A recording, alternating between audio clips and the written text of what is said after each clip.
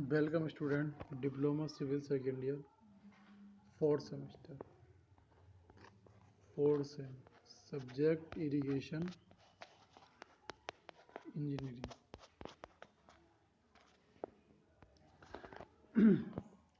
तो irrigation engineering में जो आज का टॉपिक है वो हमारा केनाल हेडवर्क्स, नहर सीड्स कार्य। तो नहर के सीड्स पर नदी का जल स्तर ऊंचा करने और नहर में पानी और सिल्ट की प्रतिशत को कंट्रोल करने के लिए जलीय संरचनाएं, नहर सीड्स कार्य और डाइवर्जन हेडवर्क कहलाते हैं।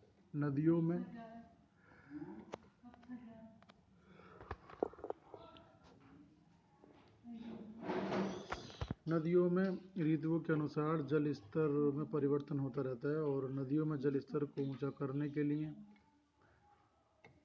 नदी की लंबवत दिशा में एक रिटेनिंग वॉल बनाई जाती है, जिसके लिए आकार के अनुसार बियर, बेराज और नहर के लिए आवश्यक जल स्तर पर उपलब्ध हो जाता है। ऊंचा जल स्तर नहर में गुरुत्व प्रवाह को सुनिश्चित करता है।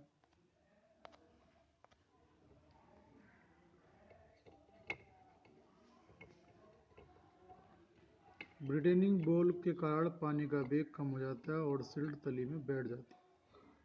नहर के लिए पानी निर्धारित सिल्ट प्रतिशत के साथ उपलब्ध हो जाता है। फंक्शन ऑफ हेडवर्क्स सीड्स कार्य के लिए के मुख्य उद्देश्य निम्न प्रकार है। नहर सीड्स पर उच्च जल स्तर, नहर सीड्स पर उच्च जल स्तर। नहरें पन विभाजक रेखा पर बनी होने के कारण सीड्स पर कृत्रिम जलाशय बनाकर जल स्तर ऊंचा कर लिया जाता है, जिससे जल नहरों में गुरुत्व प्रवाह से बह सके। जलाशय में एकत्र वर्षा जल नहर को वर्ष भर जल आपूर्ति करता है, इसलिए जलाशय का आकार पर्याप्त रूप से बड़ा होना चाहिए। नहर में जल प्रवेश पर कंट्रोल। नहर में जल प्रवेश पर कंट्रोल के लिए नहर के सीड्स पर हेड रेगुलेटर बनाए जाते हैं। इसके द्वारा नहर में पानी की मात्रा पर कंट्रोल रखा जाता है। नहर की मरम्मत के समय, बाढ़ के समय अधिक सिल्ट होने के कारण जल पूर्ति बंद करनी पड़ती है। फसलों को कोर काल के समय जल आपूर्ति अधिकतम रखनी पड़ती है। सिल्ट प्रतिशत पर कंट्रोल। वर्षा काल में नदी और जलाशय में पानी में सिल्ट की मात्रा अधिक हो जाती है। हालांकि ये सिल्ट खेत को उपजाऊ बनाती है। सिल्ट जो होती है वो खेत की जो है पैदावार को बढ़ाती है, ये वहाँ की मिट्टी को उपजाऊ बनाती है, मगर यह नहर के संचालन का अवरोध उत्पन्न करती है। नहर में अतिरिक्त सिल्ट जमा हो जाने से नहर का डिस्चार्ज घट जाता है, इसलिए अतिरिक्त सिल्ट को नहर में जाने से रोकने के लिए हेडवर्क्स का आवश्यक यूज़ किया जाता है। इसके लिए सीड्स पर सिल्ट एस्कुलेटर एवं सिल्ट इजेक्टर का निर्माण किया जाता है। तो सिल्ट को हमें कम करना चाहिए। सिल्ट को हम कम इसलिए करते हैं ताकि नहरों में पानी का डिस्चार्ज कम ना हो सके।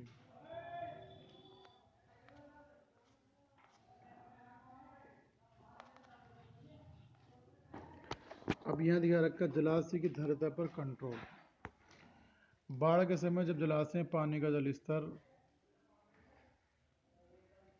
जल स्तर जब निर्धारित स्तर से ऊंचा हो जाता है तो जलाशय की पानी का अनुप्रवाह की ओर निकल दिया जाता है, जिससे जल का स्तर निर्धारित स्तर से ऊंचा नहीं होने पाता है।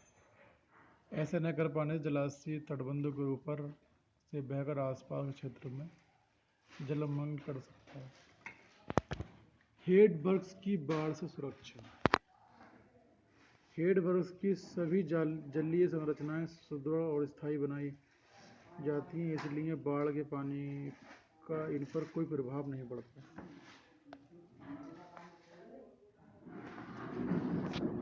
Headworks is location of headwork.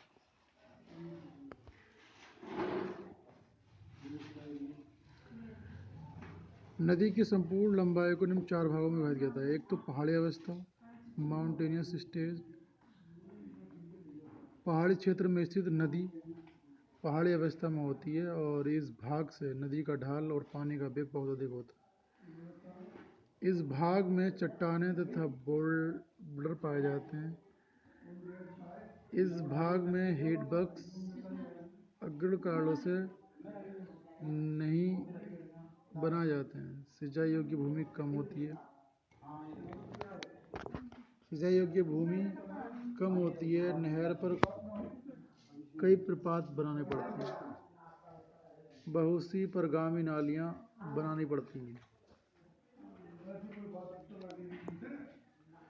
सिंचाई योग्य भूमि कम होती है। नहरों पर कोई प्रपात बनाने पड़ते हैं और बहुत सी परगामी नालियाँ बनानी पड़ती हैं।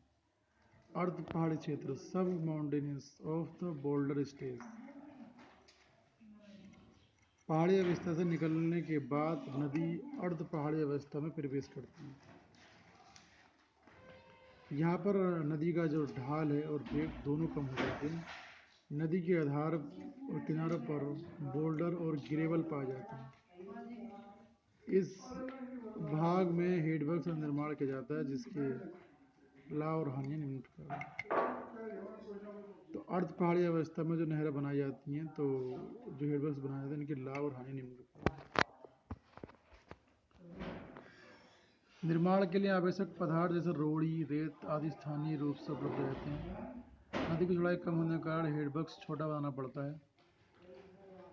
नदी की चौड़ाई कम होने के कारण हेडवर्क्स छोटा बनाना पड़ता है जिससे निर्माण वेग कम आता है। इस भाग में नदी के किनारे ऊंचे होने के कारण नदी प्रशिक्षण कार्य कम करना पड़ता है।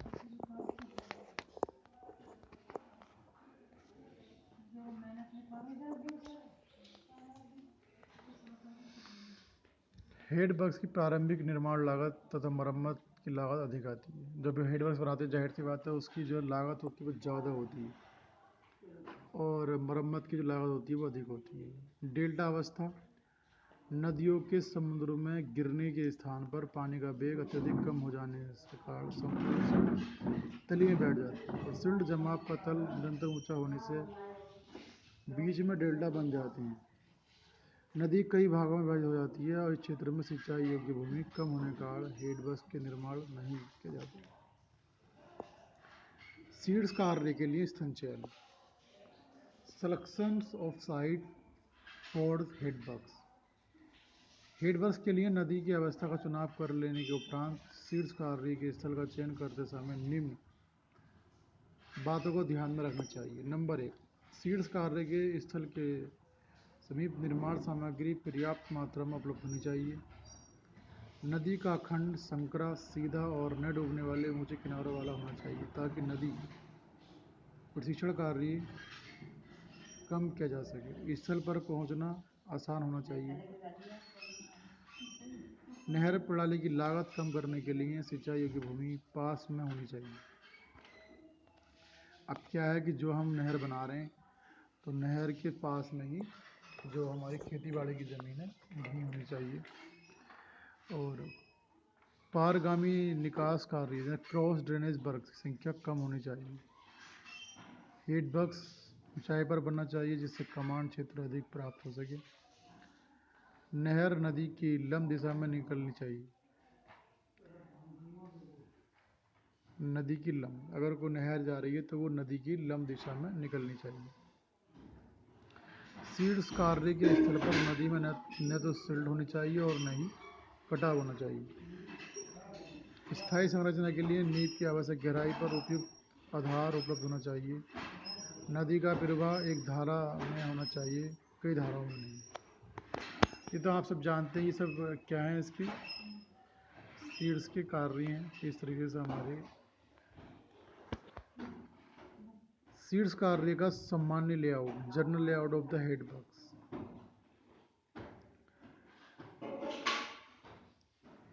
बियर नहर सीड्स कार्य का सामान्य लेआउट दर्शाया गया जिसमें हेडवर्क्स के विभिन्न भागों को दर्शाया गया है। हेडवर्क्स के विभिन्न भाग निम्न प्रकार हैं: बियर और वेराज, डिवाइड वॉल,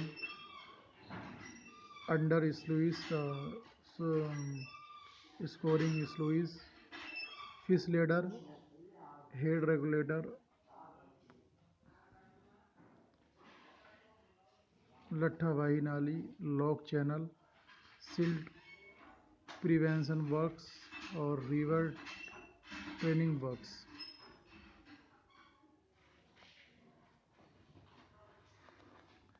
तो एक हेड वर्क का लेआउट दिखाया रखा है इन्होंने। यहाँ पे क्या है, इस हेड वर्क के मैंने दिखाया कि ये हमारे पास हेड वर्क का लेआउट है। अब इस हेड वर्क में इस तरीके से हमारे पास हेड वर्क, यहाँ पर उन्होंने फिश लेटर लगा रखी है, बियर और बराज बनाया है, डिवाइड बाल बना दी। तो ये एक रिवर है, तो ये रिवर जा रही इस तरीके से, इस रिवर में से इन्होंने केनाल निकाली।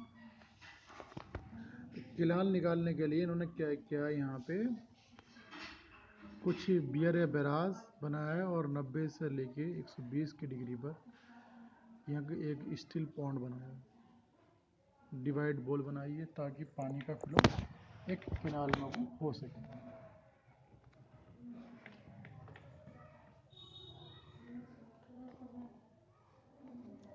अब यहाँ समझने वाली बात है कि बियर क्या होता है। बियर नहर के हेडवर्क्स पर नदी का जल स्तर ऊंचा उठाने के लिए नदी के आर पार बियर या बैराज बनाए जाते हैं।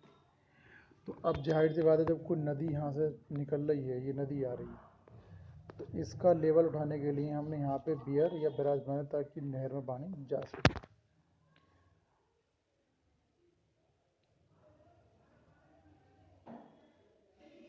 फ्लो की लंब दिशा में चिनाई या सीमेंट कंक्रीट की ठोस दीवार बियर कहलाती है, और पानी को नहर की ओर मोड़ना होता है। बियर के ऊपरी भाग पर इस्पात के शटर लगे होते हैं और बाढ़ के समय ये शटर नीचे गिरा दिए जाते हैं, जिससे बाढ़ का अतिरिक्त पानी बियर के ऊपर से बहकर डिस्चार्ज की ओर चला जाता है। बियर पुरानी नहरों में ही बनाए गए थे, पुरानी नहरों में ही बनाए गए थे, परंतु आजकल इन स्थानों पर बैराज बनाए जा रहे हैं। अब क्या बना रहे हैं, बैराज बना रहे हैं, इन पर बैराज बनाए जा रहे हैं। हालांकि इनकी निर्माण लागत कुछ अधिक होती है। इनमें प्रवाह पर अच्छा इन पर अच्छा कंट्रोल रखा जा सकता है। बियर को एनीकट भी कहते हैं।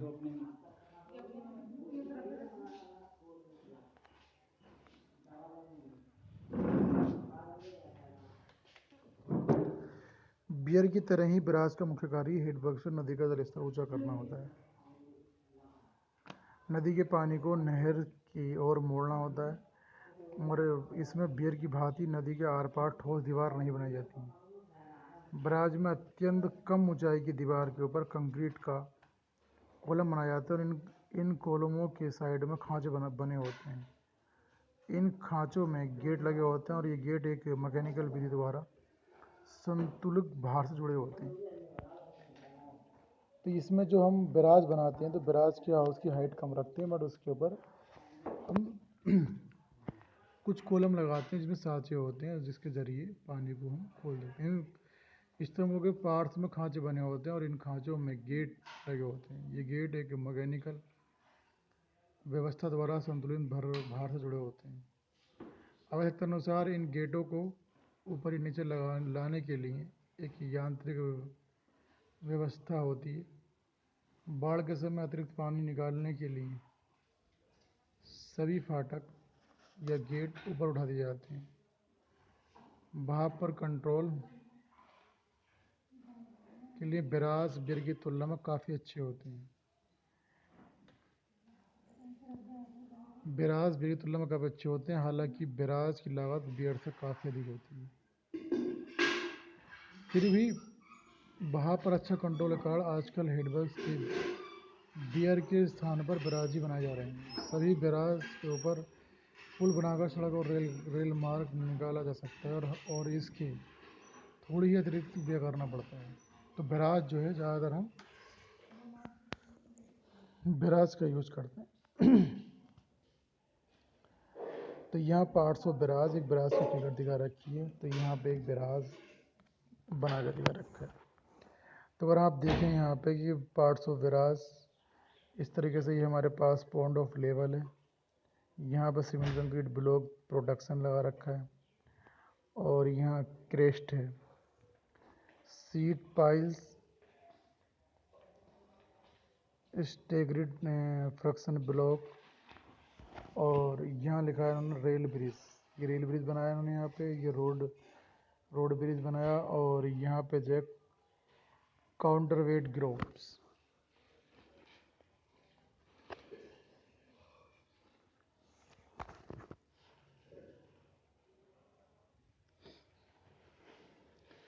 बियर का क्लासिफिकेशन ऑफ बियर। तो बियर का वर्गीकरण विभिन्न आधारों पर निम्न प्रकार: फंक्शन के आधार पर, कार्य के आधार पर ये निम्न प्रकार के होते हैं। संचयी बियर, स्टोरेज बियर, ये नदी में जल का भंडार करने के लिए बनाए जाते हैं और इन्हें नीचा बांध भी कहते हैं। पिकअप बियर, भंडारण परियोजना के जलाशय का पानी जलापूर्ति स्लुइस से होकर नदी में छोड़ा जाता है और इस छोड़े गए पानी को नदी के आर पार बियर बनाकर रोक लिया जाता है, जहाँ से नहर निकाली जाती है। इस नदी में कई बियर क्रमानुसार बनाकर बाढ़ का पानी रोक लिया जाता है। डाइवर्जन बियर, ये नदी का जल स्तर ऊंचा उठाने और पानी को नहर की ओर मोड़ने के लिए उद्देश्य से बनाए जाते हैं। डाइवर्जन बियर का मतलब होता है कि जो नहर में पानी जाएगा उसके लिए बनाए जाते हैं। Waste of the overflow weir, उत्प्लाव बियर, ये बियर जलाशय की परिधि पर बनाए जाते हैं जब जलाशय में बाढ़ के समय जल स्तर फुल रिजर्वायर लेवल से अधिक हो जाता है, तब बाढ़ का अतिरिक्त पानी इस बियर के ऊपर से होकर सुरक्षित रूप से विसर्जित कर दिया जाता है और यह उत्प्लाव मार्ग की तरह कार्य करता है। प्रवाह कंट्रोल के आधार पर वर्गीकरण। प्रवाह कंट्रोल के आधार पर ये निम्न प्रकार के होते हैं: बियर और बिरास।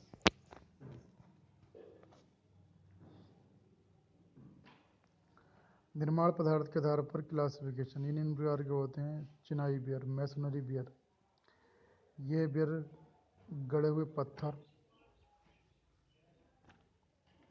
तो यहाँ इन्होंने फिगर दिखा रखी है, तो ये बियर दिखा रखा है उन्होंने।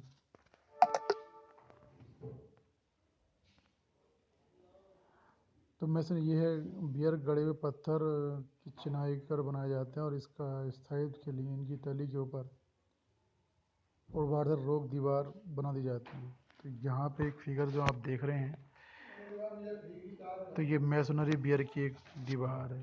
तो डिस्चार्ज एप्रन, क्रेस्ट, शटर, चिनाई एवं पत्थर भराई weir, masonry and the rockfill beer.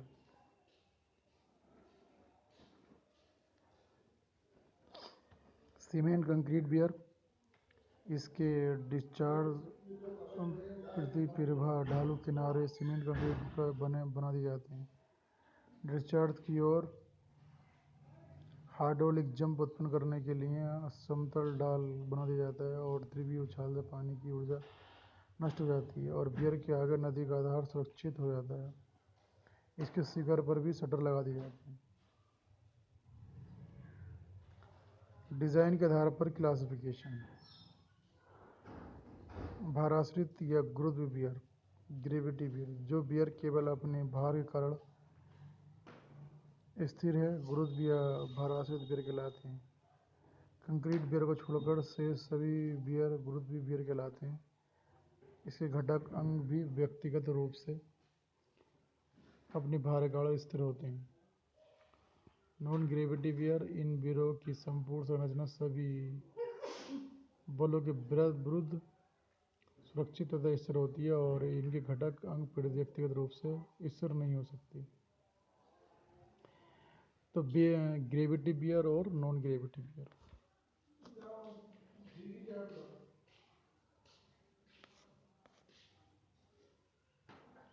तो ये पॉन्ड लेवल है, शटर है यहाँ पे, और कंक्रीट सीमेंट कंक्रीट का बियर है, कंक्रीट बियर। तो बियर के घटक कंपोनेंट्स पार्ट्स ऑफ बियर। कीर्ति प्रवाह बोल्डर पिचिंग। बियर के घटक अंग दर्शाए गए हैं। ये अंग निम्न प्रकार है। पृथ्वी प्रवाह बोल्डर पिचिंग, पृथ्वी प्रवाह रोक दीवार, पृथ्वी प्रवाह एप्रन, बियर के शिखर पर शटर, बियर बॉडी दीवार, अनुप्रवाह एप्रन, अनुप्रवाह रोक दीवार और अनुप्रवाह ब्लॉक संरक्षण।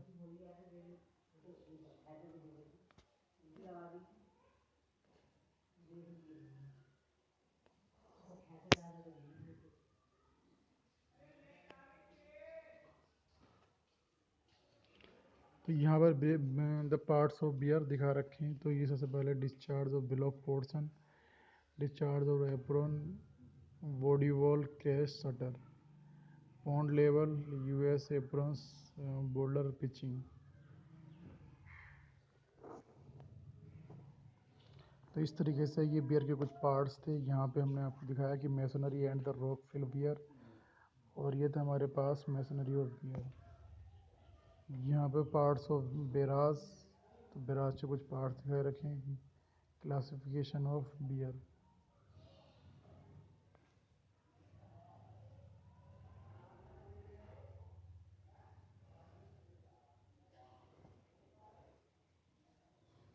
तो बेराज और बियर में हमने बताया कि बियर बहुत कम यूज़ होते हैं, बेराज आज की तारीख में हम ज़्यादा यूज़ करते हैं, ताकि बेराज के ऊपर हम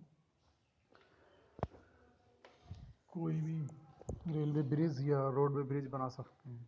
और बियर जो होते हैं वो एक हमारी किसी भी नदी के अंदर एक बॉल होती है जो एक रिटेनिंग बॉल की तरह हम बनाते हैं। बेराज में भी एक रिटेनिंग बॉल होती है, बट उस बॉल पर हम ऊपर कॉलम खड़े करते हैं जिससे उसमें शटर लगाते हैं, और अपनी इच्छा के अकॉर्डिंग हम किसी भी नदी का पानी को किसी भी डायरेक्शन में आसानी से मोड़ सकते हैं। इसलिए बेराज 80% टाइम में ज़्यादा से ज़्यादा हम यूज़ करते हैं। तो ये हमने आपको बताया कि जितने भी हमारे ये पार्ट्स थे कैनाल हेड बग्स के, तो बियर और barrage very very most important part है, क्योंकि बियर और बेराज ही हम बनाते हैं। किसी भी हेड बग्स चैनल में किसी भी कैनाल में पानी डिवा की डायरेक्शन को मोड़ने के लिए हमें बेराज ही बनाने होते हैं। तो इस लेक्चर में इतना ही, बाकी हम आपसे फिर नेक्स्ट लेक्चर में बात करेंगे। Thank you class.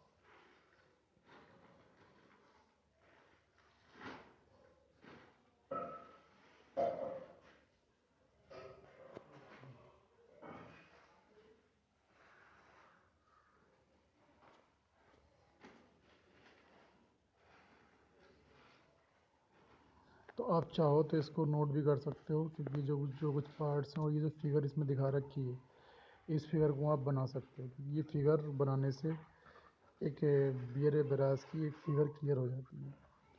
तो फिगर हमें बनाते रहने से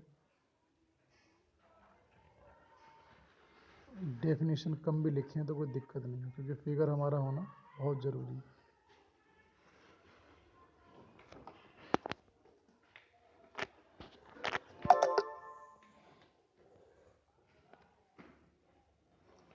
तो इसमें फिगर ये भी दिखा रखी है, और एक फिगर पार्ट्स ऑफ बेराज की दिखा रखी है। तो बेराज की फिगर आप जरूर बनाएं। ये हमारे पास very very very very most figure है। तो इरिगेशन में जो भी आपको पार्ट्स को शो करने हैं, तो वो बेटर है कि आप सही तरीके से इस फिगर में शो करें।